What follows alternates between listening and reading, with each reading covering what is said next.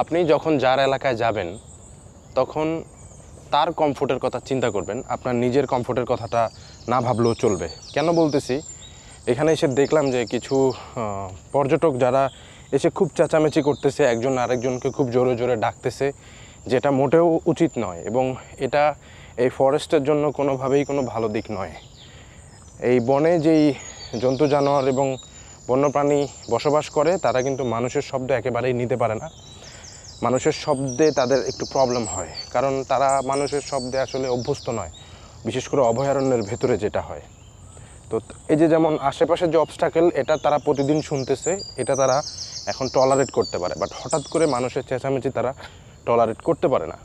তো ফরেস্টে আসি বা সমুদ্রে বা যেখানেই যাই, সেখানে ওই জায়গার যারা আছে, পশু পাখি থেকে শুরু করে মানুষজন সবাই, মানে তাদের কমফোর্ট জোনটা তৈরি করে দেওয়াটা আমাদের দায়িত্ব আসলে।